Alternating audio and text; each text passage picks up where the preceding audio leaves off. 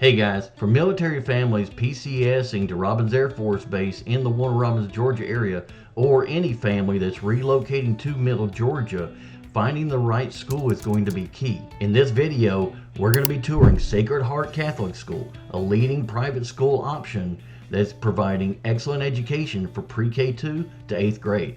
So let's get into it.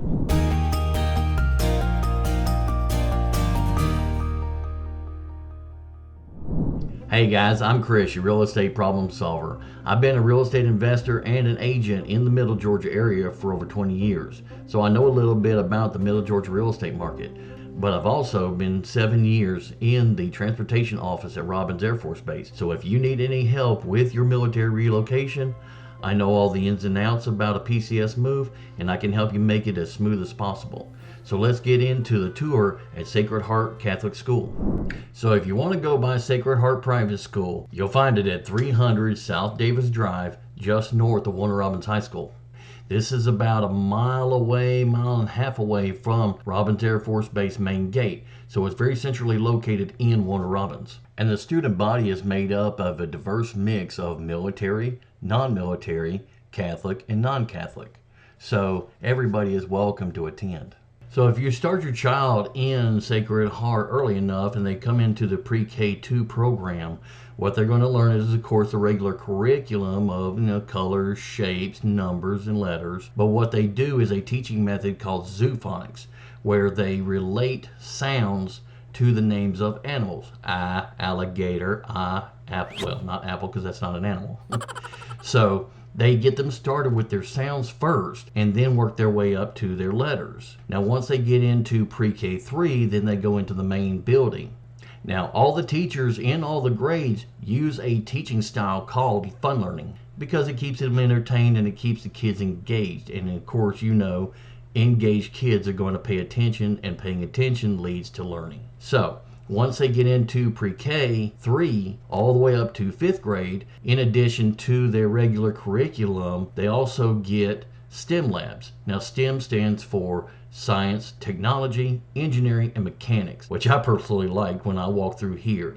They get to mess with laptops, they get to program, they're learning how to program, they work with 3D printers, they work with cameras, media, and green screens. So if they're interested in multimedia, they're getting started extremely early. Maybe I need to hire them to do my videos for me.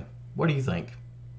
And as part of the process to complete their assignments in STEM lab, there's a certain priority problem solving that they ask them to go through, which really stimulates their mind, which is first they have to figure it out. If they can't figure out the problem, they ask the rest of their group that they are in for that week. If the group can't figure it out, then they are allowed to research. If they can't find the answer from researching, then they go to the teacher. So this kind of gives them a multi-tier problem-solving process that they learn at an early age. Now, of course, on top of that, they've got the regular curriculum, which also includes foreign languages. And of course, they've got Bible studies for the kids to learn better ethics, better morals, and better decision-making processes. Now, once they graduate from 5th school, then they go into 6th, 7th, and 8th, which is back in the smaller building for the middle school kids. And at this point, of course, they have their state-appointed curriculum, but they also, on top of that, go into a more advanced STEM training lab. And I believe also at this time, they said the middle school kids are assigned into a big brother, big sister kind of program where they help some of the teachers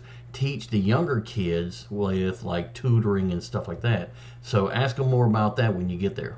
And on top of that, the interesting thing that I saw was that all the classrooms have different kinds of tables, different kinds of chairs. Some of them weren't even chairs, they were cushions, but everybody has something different to sit on, and it just added to breaking up the monotony. It started kind of stimulating their mind and realizing, there are different ways to do things, and the furniture itself kind of helped keep them engaged and keep them motivated to go to the next class and enjoy themselves.